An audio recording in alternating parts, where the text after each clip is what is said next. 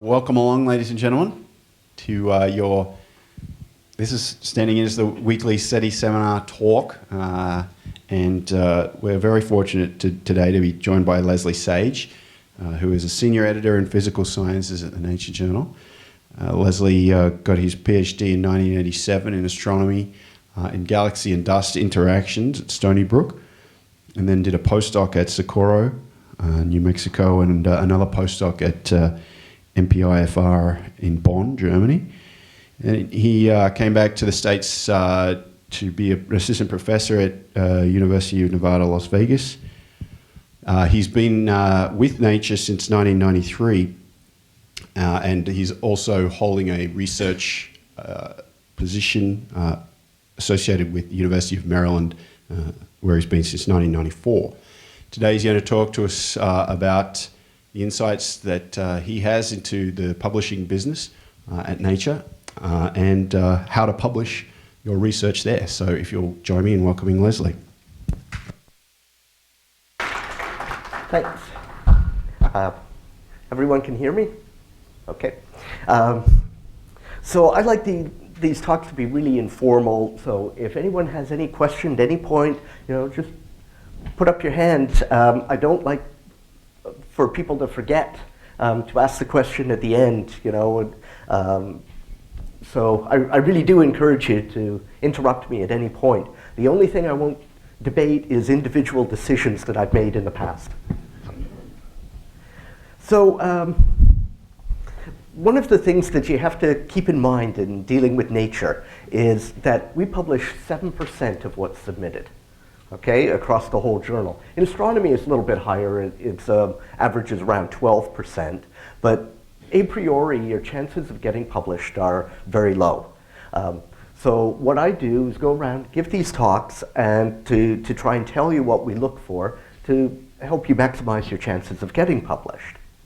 And I also like to meet people and for them to see me, so that if I reject a paper and you think I've made a bad decision, then you can call me up or send me an email and we can talk about it in a friendly fashion. It's not the giant foot of nature stepping on your research. So one of the things that we want is only the very best, most important work. So think about your own research area. As we reflect on progress in our own field over the last year or so, there are always one or two, maybe in an exceptional year, 3 papers that stand out in our minds as the ones that really changed the field or the ones that really pushed it forward significantly. Those are the papers we want to publish, and all the others can go elsewhere. Now, we don't always achieve that, but that's always the standard that we're looking for in a Nature paper. And I'll also be talking about publicity and AstroPH and issues related to that as we go along. Now, you're going to see this 7% over and over because it's really important that you bear that in mind. Nature is very exclusive, and that's the way we want to be. We're not a society journal. We don't have to publish everything that comes to us. And in fact, we're strictly independent of societies. We don't have an editorial board.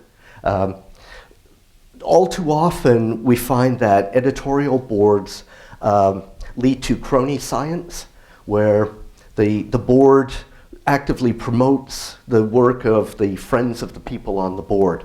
So there's no little cabal of people who decide what gets into Nature. In astronomy, it's me. If it's Mars research or sometimes hard rock stuff on Mercury or the Moon, it goes through the Earth Sciences team and my colleague John Vandekar. But for the rest of astronomy, it's me. So dealing with nature can be a real hassle. We have this weird format for various internal reasons. We're pretty hostile towards tech. Don't get me rolling on that topic. But there are reasons to want to publish in Nature, and one of the reasons is that it's broadly read. People who are outside of your discipline are more likely to read your paper when it's in Nature than if it's in the AppJ or Icarus. And especially for young people, that can be a real advantage. It gives you some name recognition value when you're applying for jobs. Because we try to be exclusive, the work is often recognized as important, but the flip side of that is some people try to jam their paper into Nature if it's a crappy paper and they need a job. And, putting a crappy paper in Nature doesn't magically turn it into a good paper. It's still just a crappy paper. That's kind of a sore spot with me. And we can also publish papers very rapidly. So, a couple of times a year, each editor can take in a paper on what we call a fast track. So we can go from submission to in print in about 4 weeks. Now that takes a lot of preparation from both the author and my side, and I have to be in contact with the author well in advance of submission. I have to have seen the text first, make sure that it's reasonably close to style. The referees have to be lined up in advance because they need to provide reports within 36 hours usually. And then the author has to have cleared about a week's space in his or her schedule to deal with revisions, deal with the production issues and things like that. Now, this is how most scientific papers are written. So you take sparse and infrequent observations, errors, theoretical misunderstanding, controversy, confusion. Finally, you get a coincidental agreement between theory and observation. You write a paper. Okay. Now, that's not what we want for a Nature paper. So what we look for are papers that report a fundamental new insight, a startling, unexplained discovery. In some way, it's got to be strikingly novel and of real importance to people in the field. Now, I can't remember the Sliven, the asteroid spin paper. So I got this paper a few years ago that was reporting observations that asteroids spin either quickly prograde or slowly retrograde. It wasn't a distribution like you might naively expect. And the paper originally had some weird suggested explanation that got shot down. But, we published the paper because it was a weird result. It was completely unexpected. And then, Bill Bodke went off and thought about it for a couple of years and figured out that it was the Yarkovsky effect that was driving asteroids into these states. And so, that was a really cool Nature paper. There was no explanation. It was weird. It was unexpected. So, that's the kind of stuff that we love. So, as I have a question about or comment about the weird and unexpected papers. Suppose Leif Svalgaard from Stanford University, suppose that the paper were to show evidence that a new solar activity beyond the minimum was right before the door. That would be unexpected, would be weird. Most people would say, nah, it's not possible. But would be one of those maybe papers of the decades or century even, if even halfway through. Would that kind of be the kind of paper you would be looking for? Sometimes yes. It's very hard to to speak to specifics off the cuff, because what I have to do is go to ADS and search on what an author has done over the past few years, and then I have to do a more free format search for what other people have been saying on the topic. One of the problems that we have found, and Ethan Vishniak has found exactly the same problem.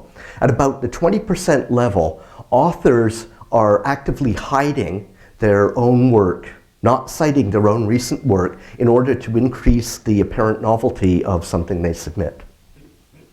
And they also suppress other people's recent work on the same topic. And this is stupid, okay? You know, the first thing Ethan and I do when we get a paper in is do an ADS search, and we're going to find it right away. And if it's and if you haven't cited someone else whose work is relevant, we are more than likely going to pick that person who wasn't cited as one of the referees. And if you've hidden your own work, I am more than likely to reject the paper, saying this appears to be a rather incremental advance relative to this other paper, which curiously was not cited. Just to let people know that they've been caught doing something they shouldn't do. So how do we do the filtering? So, you know, I publish about 12% of what's submitted to me. About 25% of papers that are submitted go out to referees. So 75% get rejected. And it's simply, you know, we get over 16,000 submissions a year. So to calibrate that, the entire Astrophysical Journal, letters, supplement, and main journal gets about 2,000 submissions a year. So the only way for the editors to stay sane is to get rid of most of the papers up front. Even if they're right, they're just not that interesting, and we don't want to pollute the system with them. So to get rid of these papers, it's based upon my own knowledge. I'll read maybe the most recent annual reviews paper on the topic. I'll do an ADS search, see what other people are saying. Sometimes if it's not clear, I'll go to an expert in the field, email them the paper and say, hey, you know, I've got this submission, what do you think? Just a quick calibration. Is it worth sending to referees or not? One thing that we don't base decisions on is cover letters. I mean, a lot of authors put a lot of effort and angst into a cover letter, which the editors will hardly ever read, because authors are prone to exaggerate in cover letters. And we have to base decisions upon what is in the manuscript and the manuscript alone. We don't care who you are, we don't care where you're from, what university you're at now, we just don't care. The only thing that matters is what's in the manuscript itself. Now, I once had a shouting argument with a potential author. Well, he was an author. He had a paper under consideration at the time, and he said my paper should be comprehensible to only 6 other people in the world. And I said, fine, take it somewhere else, because it's a waste of my page space. If people can't read a Nature paper, then what's the point? And all the reader surveys that we do indicate that there are 2 areas that people read outside of their own disciplines, and that's astronomy and paleontology. And so myself and the paleontology editor, we take really particular care to have the papers be as comprehensible as possible. So the reason I give the guidelines I do, the first boldface first paragraph that is not an abstract should be about the level of an introductory course, first-year undergraduate course. And the reason for that is that, you know, that's approximately the level that all scientists have roughly in common. After first year, the biologists go this way, and the physicists go that way, and the chemists go that way. So what you want to do is reach back to the level that everybody has more or less in common, and try to communicate at that level. And then the rest of the paper should be comprehensible broadly to all physicists and astronomers. And so you go back to the level that we have in common, and that's usually first year grad school. Everybody takes a course on ISM and stellar structure, and so the kinds of background that we all have in common. So we don't have page charges at Nature. So what we do instead is we get a page budget from management. They say, okay, our revenues for the coming year are projected to be X. We can afford to publish Y number of pages. And if a paper is not comprehensible, then it's occupying really valuable real estate that somebody else could use to better effect. Now, as scientists, we're not taught how to write. Okay, so a lot of our papers end up like Calvin's take on his book report. He says, I used to hate writing assignments, but now I enjoy them. I realized that the purpose of writing is to inflate weak ideas, obscure poor reasoning, and inhibit clarity.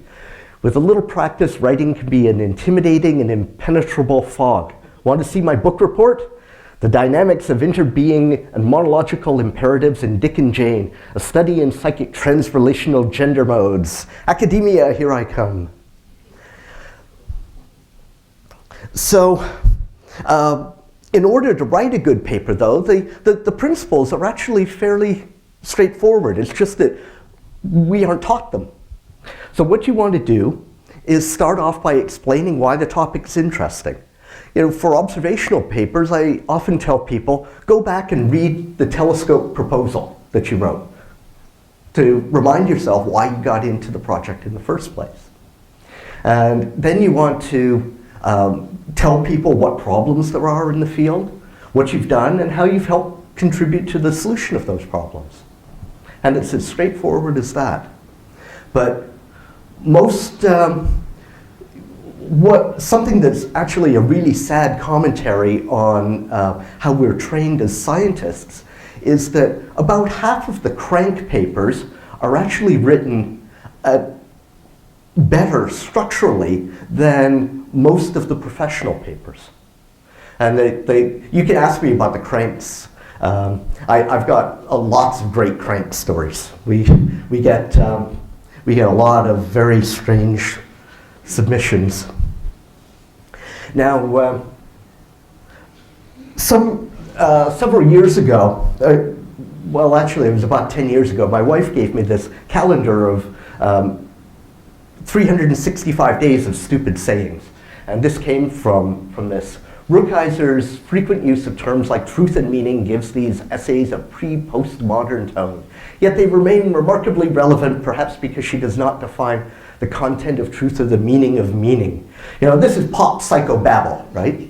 I often have to deal with pop astrobabble.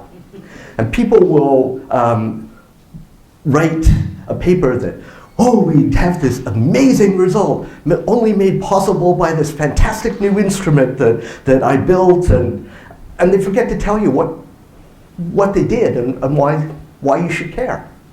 Those are the things that are really important. And we actively discourage any hype or advertising in Nature papers, and I will tell people to whack all of that out.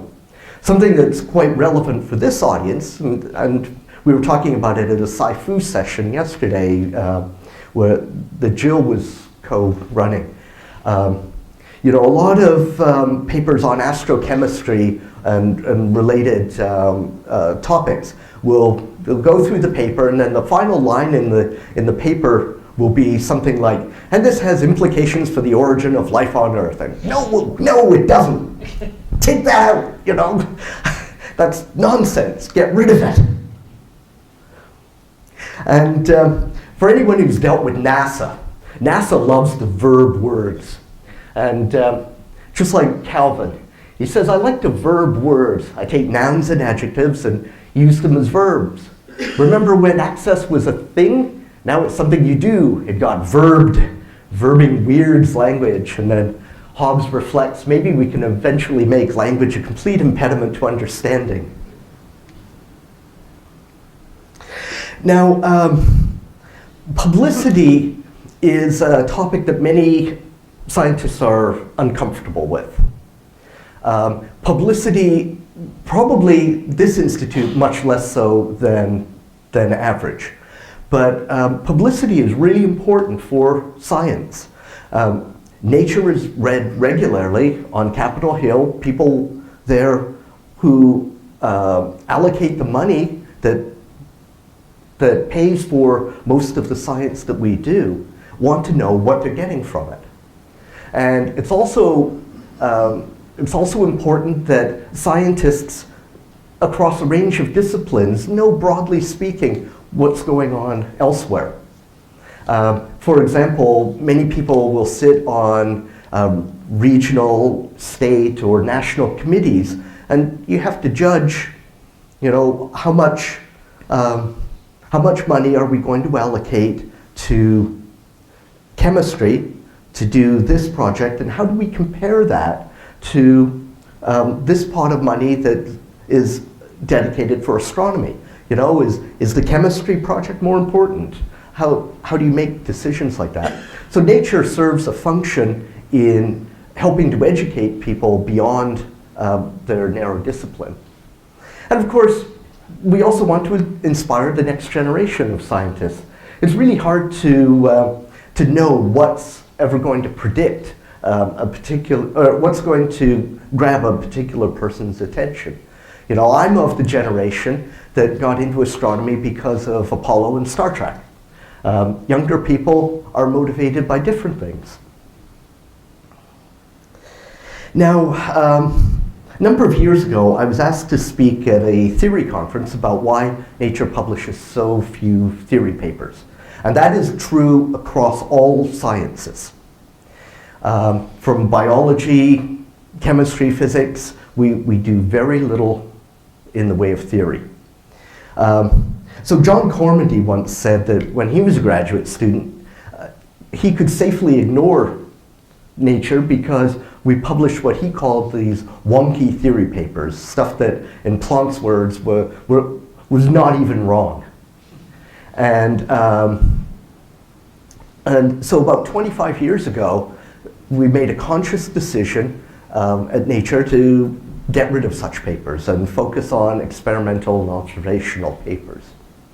And so, for example, in the late 80s, Chris Ben did this analysis for something else, but it was a very interesting result. In the late 80s, we published 2% of the highest cited astronomy papers. By the late 90s, we were publishing 25% of the highest cited astronomy papers.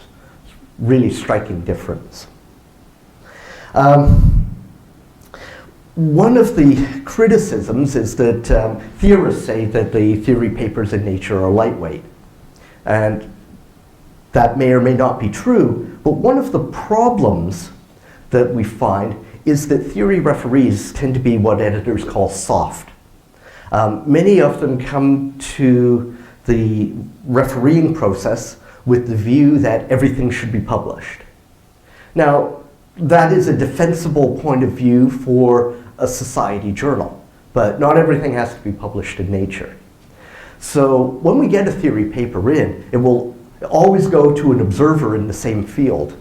The observers tend to be the ones who say, well, hang on a minute, these boundary conditions have nothing to do with what we see in the real universe. So, we try to weed papers out that way.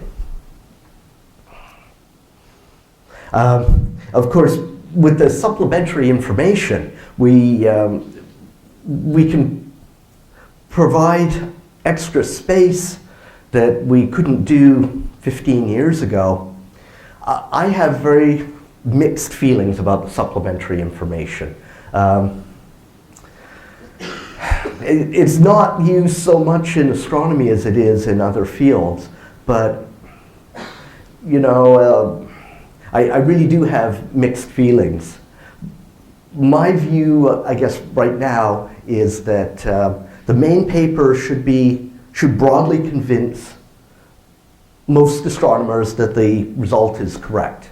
And then the figure caption should contain the details to convince most of the people in the field that the result is correct. And then the supplementary information should just be those gory details that really only 3 other people in the world will ever care about.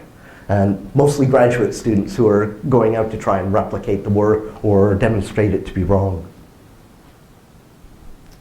So the problem, the basic difficulty we have with theory was really contained in the essence of the problem was stated many years ago by Fred Hoyle, who said that if a theorist is right more than 5% of the time, he or she isn't trying hard enough.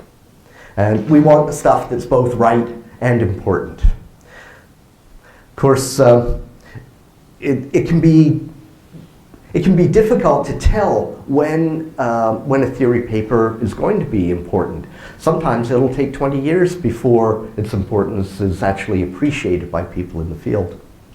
But you know, we live in an imperfect world.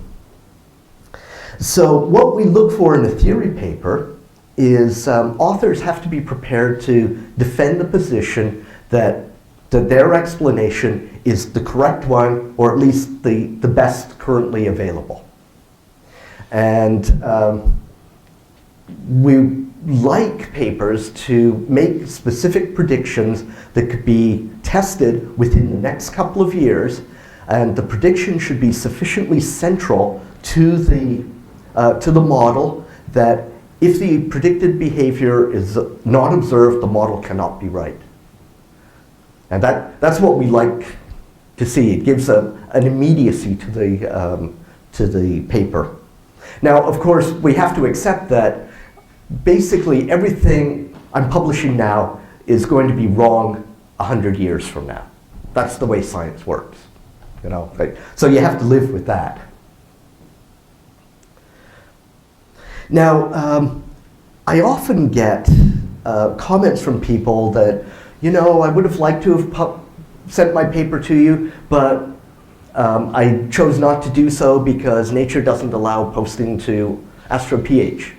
And I have no idea where this myth arose because we have always allowed it. I went to the wall at Nature to make sure that that was the case because I know that astronomers use AstroPH a lot.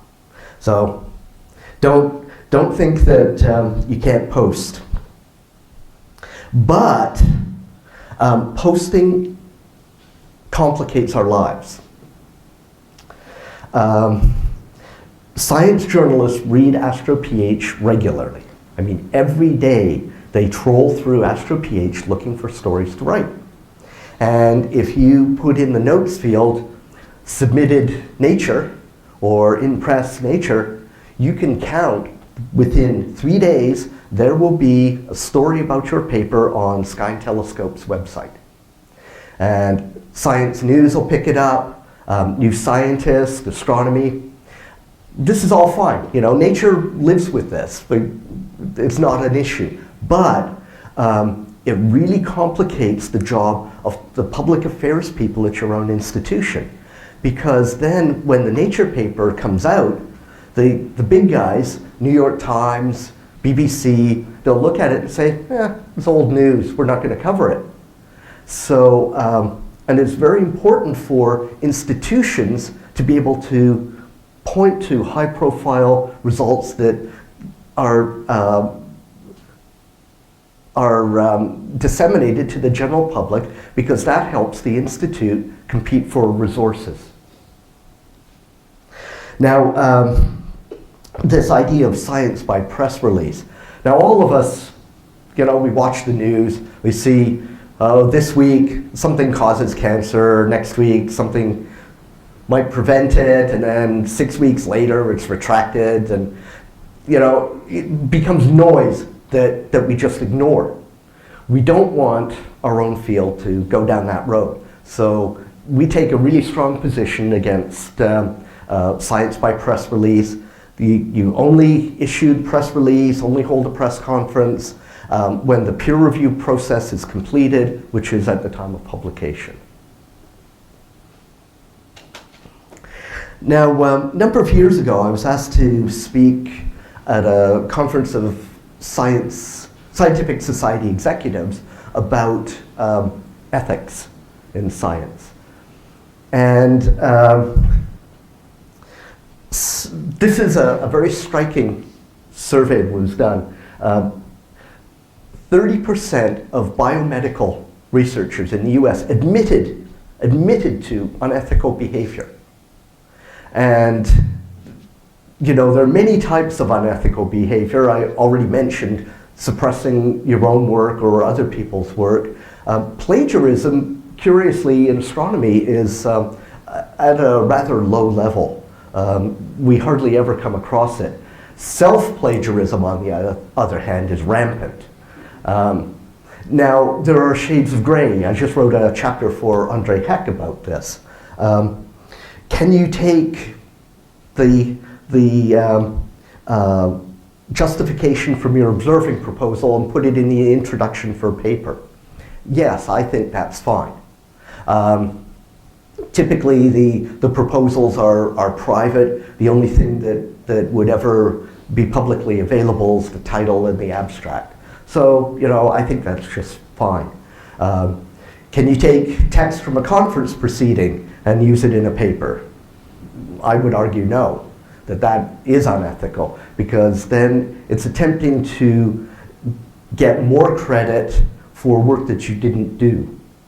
So, and definitely don't ever submit a paper, the same paper, to multiple journals at the same time. That is grounds for immediate and final rejection from all of the journals concerned. Back when Rob Kennicott was editor-in-chief of the ArXiv, we had such a case at Nature, and so, you know, I talk to the other journal editors all the time. We know who's doing the shady practices. Don't do it, because you will get caught. And this really surprised me, that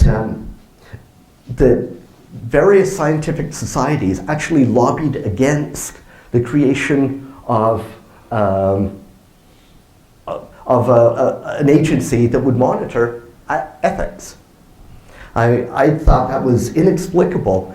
But when I did the basic research for this talk to the society executives, first thing I did was go to my department chair at Maryland and say, well, you know, if there was, if someone had ethical concerns about someone in the department, what do you think should be done? And he said, don't talk to me. I don't want to hear about it. And that's exactly the wrong attitude to have. You know, if we don't take these ethical situations seriously, then they can grow. And don't do the cover-ups either. You know, what brought Nixon down wasn't the burglary, it was the cover-up afterwards, right? The cover-up makes it 10 times worse, and it's ultimately fruitless anyway. Now, how many people have heard the story of Jan Hendrik Schoen? Yeah. So here was a guy, postdoc at Bell Labs, back when it existed. And he had found a way to apparently electromagnetically dope samples of materials. And so when, in condensed matter, when you dope a material, you're inserting different atoms into the lattice of the material. And there's always an open question as to, you know, is it the electronic properties of that dopant atom that have changed the properties of the material, or is it the disruption of the crystal structure?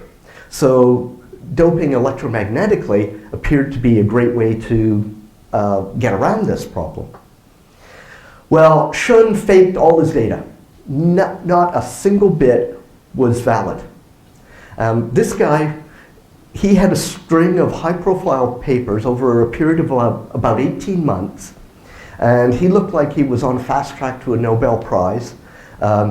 He was offered an endowed chair at Princeton, and remember, he was just a postdoc at the time, right? Princeton had already offered this chair to another woman. They withdrew that offer and gave it to Shun. And then she made it her mission in life to bring Shun down. And she went after all his papers, and she found that all of the data were faked. And so in a fit of what I thought was a bit of mean-spiritedness, his university in Germany actually took away his PhD degree. So what I like to do is encourage transparency in everything we do. There is the often necessary anonymity of peer review. The best referees are almost always postdocs who've been out 2 to 5 years. People are at the top of their game, they're at the cutting edge of the field, and they're still politically naive enough to tell the truth. But so in a case like that, a young postdoc really needs the anonymity, especially if they're writing something very critical about a senior person in the field who might someday give them a job. But even though the person is anonymous, the report itself, if the paper is published, might be of interest. Yes, and I've pushed this for many, many years at Nature, that once a paper is published, we should have online all of the referees' reports so that people can see the track of the paper and why it ended up getting published. And do it without names, but still, I think that would be very valuable. Everyone in the physical sciences team at Nature is of the same opinion. The biologists are adamantly opposed.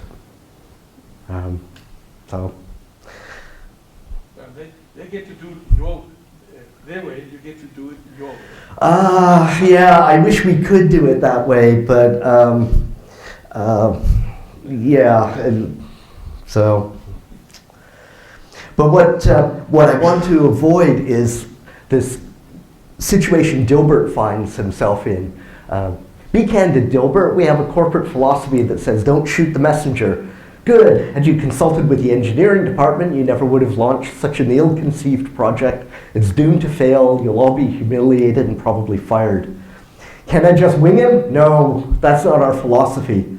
And it turns out the corporate philosophy is very flexible, and he's been tarred and feathered instead of being shot. So don't shoot the messenger, don't tar and feather them. If somebody raises ethical concerns, take them seriously and deal with them right away. Now, I can be tough to deal with as an editor, because that's my job. I am the gatekeeper.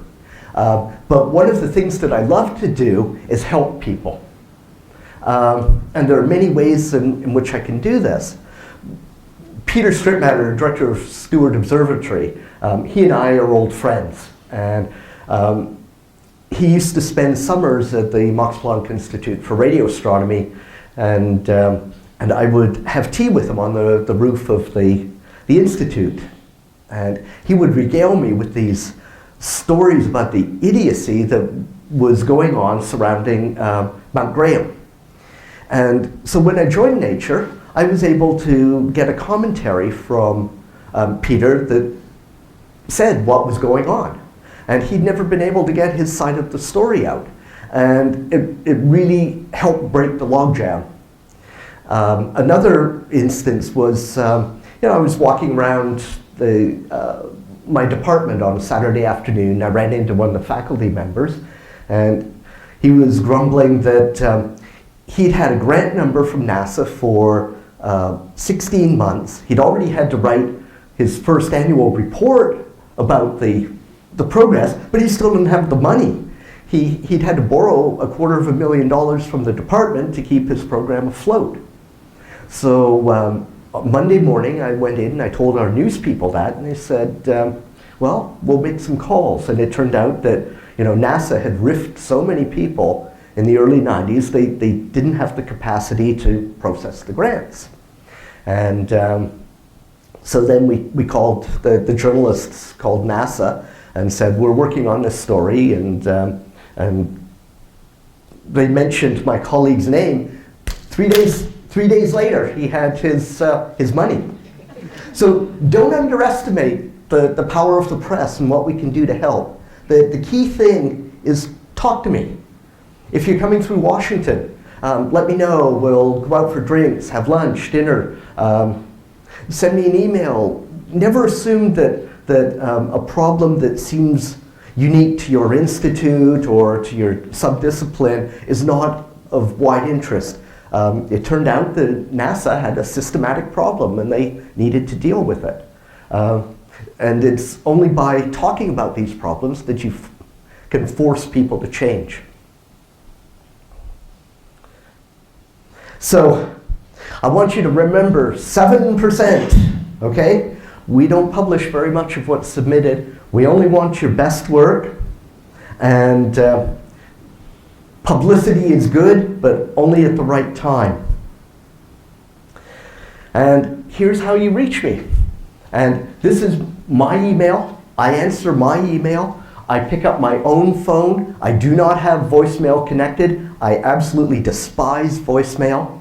If I don't pick up the phone, it rolls to my assistant. He doesn't have voicemail. If both of us are out, then it goes to the general office voicemail, but it's actually pretty rare that both of us are not able to answer. And usually, except when I'm away on trips like this, I try to answer most emails within about 10 minutes of receipt.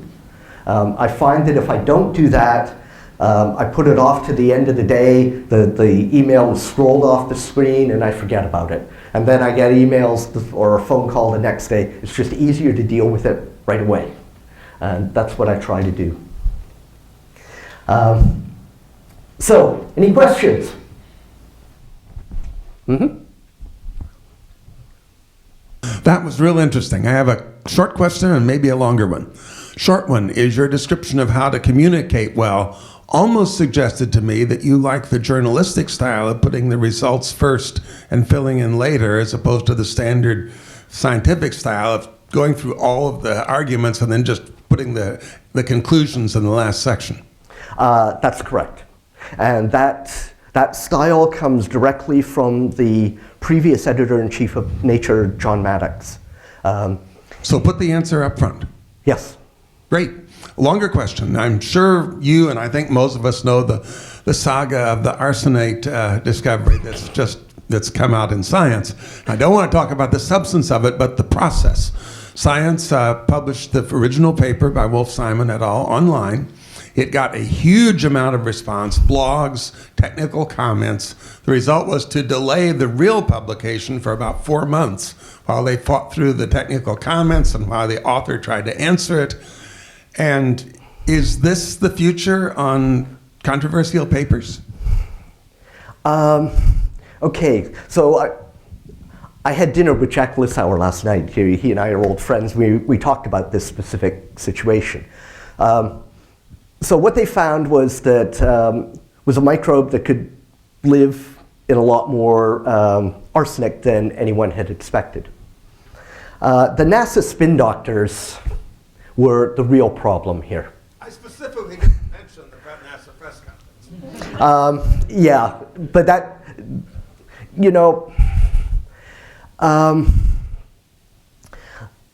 scientists can feel pressured by the spin doctors to put more of a spin on it than is appropriate. You need to be able to stand your ground and say, no, this is what the data support, I'm not going there. And the problem with NASA is that it's a mighty steamroller that will roll over people who try and stand up to the machine. Most institutions are actually pretty good. All of the problems I've seen in my career at Nature have been created by NASA.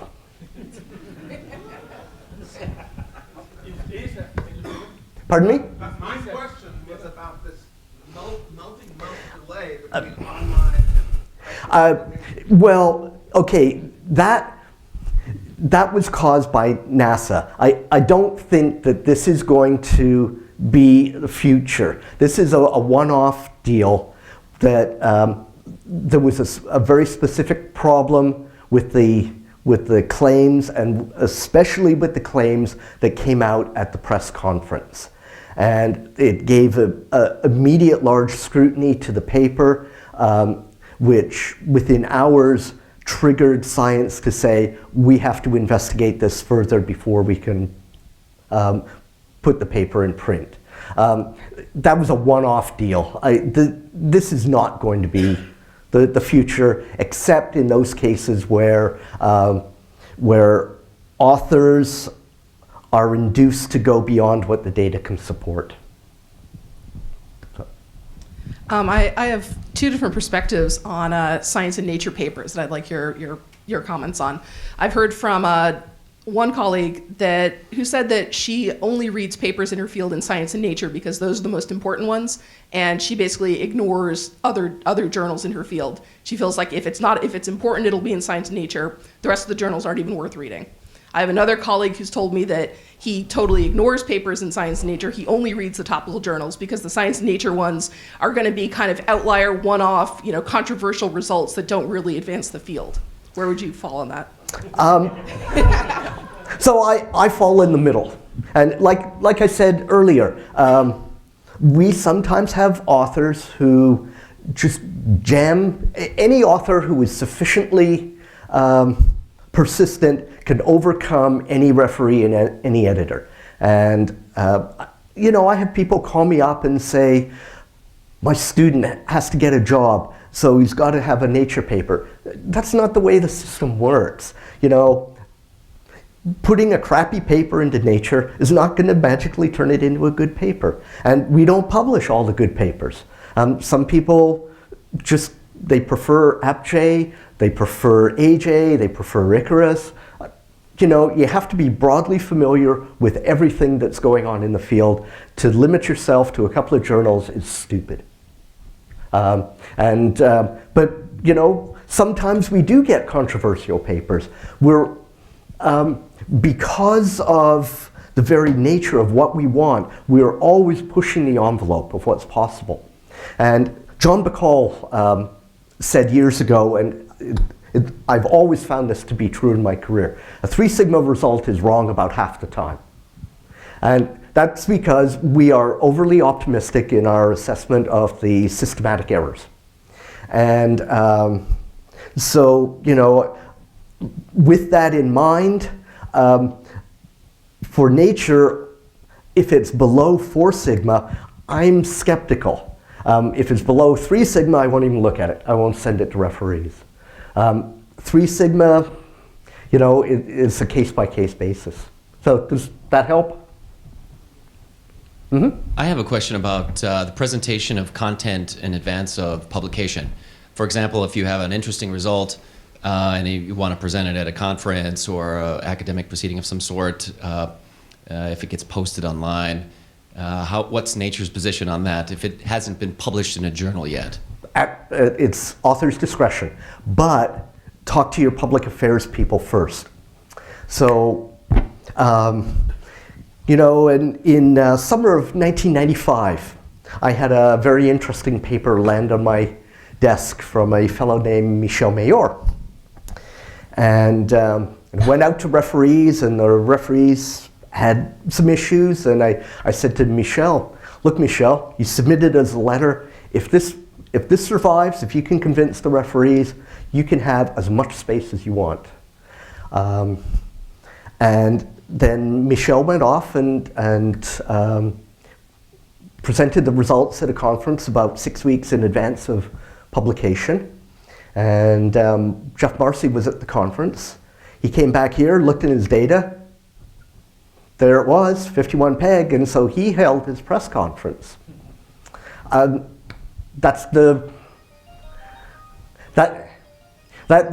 risk that you run, and that's why you should always talk to your public affairs people before making such a decision. Because if it's hot, somebody else is going to try and scoop you. Okay? I wanted to ask the thing that you asked us not to ask you about, which was the I don't understand your antipathy towards technology necessarily. Well, you said something about that earlier on in the talk, where it was like maybe somebody has some piece of technology they're trying to basically get a paper out of and ignoring the results. Was I misinterpreting your comment there? You just don't even remember. Okay, well I had a second question. Okay. Using that one. What was the most sophisticated crank you ever saw? Like a crank that almost had you. Oh, well, no. There's no crank that's almost ever had me. The most sophisticated one was a former engineer at Rocketdyne. He's retired, and he submitted this 100-page manuscript explaining why, if the sun were 1% uranium-235, fission would be an important part of the energy budget. And of course, he was entirely correct. If the sun was 1% uranium-235, fission would be. But of course, the sun isn't 1% uranium-235.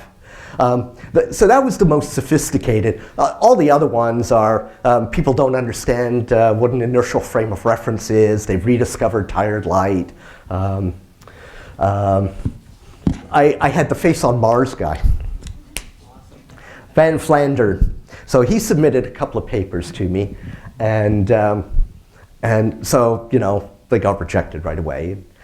He started calling, and I didn't, my admin assistant is really good at filtering out the cranks. And so he called every day for 6 weeks, and I didn't know this was going on. And I just happened to overhear this conversation one day. Oh yes, Dr. Sage is in many meetings, and he travels a lot. No, he's not available right now. And so I asked what was going on, and she said, oh, it's the face on Mars guy. He's been phoning every day.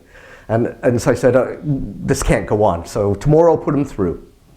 So the next day he asked me, could I explain in a bit more detail why I'm not considering his papers? And I said, well, it's crank science. And he was very calm. He said, a lot of people have told me that, but there really is a conspiracy at JPL. And I said, well, if there's a conspiracy, I'm sure the National Enquirer would be interested to talk to you. And finally he said, well, what can I do?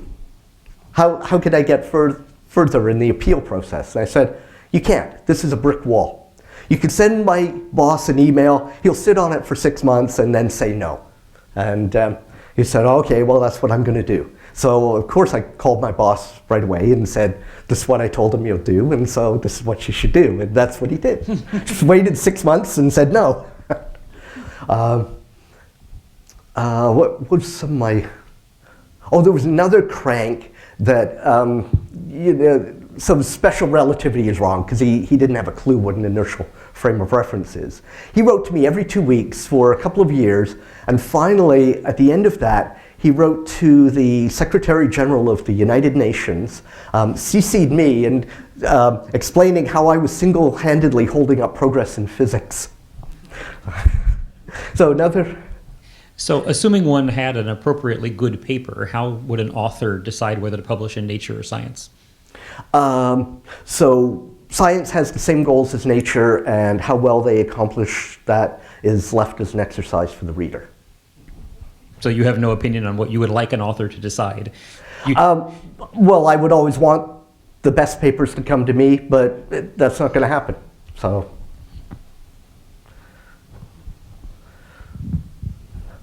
I was just curious, you mentioned that without page charges, you're essentially given a page budget. Do you have to compete with the other disciplines for pages in Nature in some way? Yes. So the way it works in practice is the biologists have their page budget and the physicists have their page budget. So I'm competing against other disciplines in the physical sciences. And so when I try to hold people to a length limit, it's because if I let every paper go 10% longer than I think it should be, at the end of the year I've got 10% less space to publish papers.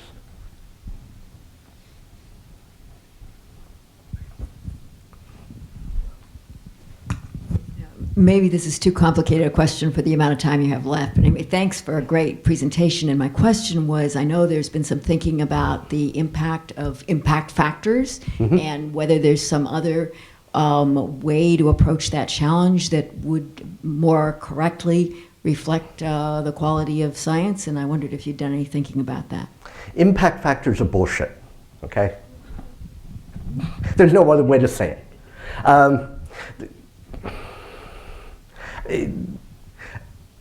Impact factors are created by narrow-minded bureaucrats, bean counters who like to have a single metric that they can look at. You know, that's what deans do, okay? It's complete nonsense, completely ignore it. I mean, a great paper is a great paper, and it'll be a great paper wherever it's published. So that's my take on impact factors.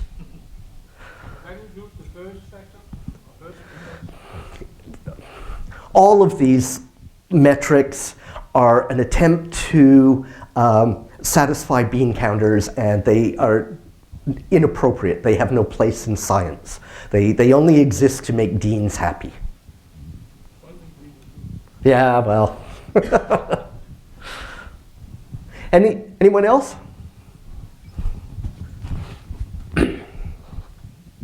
I would like to ask about the article that are written by non-native speaker. If, for example, if the content was really good, but you have a lot of problem in, for example, grammatical sentences that sounds meaningless, do you persuade the authors to send it to some professional writer, or? Yeah, that's a really good question. It's something that people often have this idea that because their English is weak, that it means that they'll be judged more harshly, that the paper won't be taken as seriously. That is absolutely false. Okay, as long as the main scientific point is clear, we will work with the author to clean up the paper. Our copy editors are all PhDs in the sciences. Unlike APJ, they hire English majors.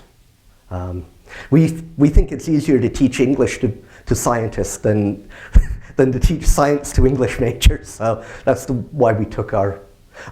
Sometimes, if a paper is really bad, I will ask the author to send me the text file or the Word file. I will go and edit it myself and send it back to the author for approval to make sure that I haven't mangled the meaning. Of course, I can't do that all the time, but when it's really bad, it might take a copy editor 2 days to sort it out, and I can do it in 2 hours, and it's simply more efficient for me to do it.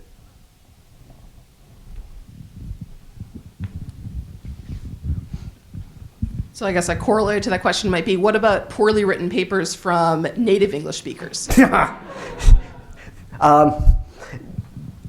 Somewhat curiously, the worst papers I have ever seen came from native English speakers at Oxford. And I even call it the Oxford effect. They are so full of themselves that they forget that the idea, that the purpose of a scientific paper is to communicate your results effectively. Instead, they try to impress people with how smart they are.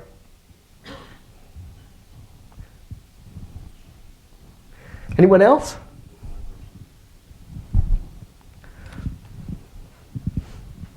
I'm from the solar physics community, and for a while within the community there was some rumors about Nature doesn't like solar physics papers because the solar physics papers in Nature tend to not to be highly cited.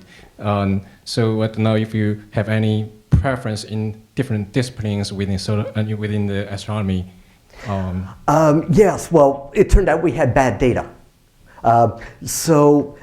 When an astronomy paper comes out in Nature, it instantly gets lots of citations. A solar physics paper comes out in Nature, there's a 2-year phase lag before it gets any citations. And so the analysis we had done looked at a period of only 2 years after publication. So the solar physics papers were only getting 5% of the citations of the rest of astronomy. And And then Sammy Solanke and I redid the analysis, and it turned out that this 2-year phase lag existed. And when we went back and looked at a 5 to 10 year time scale, solar physics was about average for planetary science. And so, we're back to the old phase where we're looking to publish 1 or 2 solar physics papers a year. Doesn't that mean that you were using the same bullshit index as the dean was? Yes.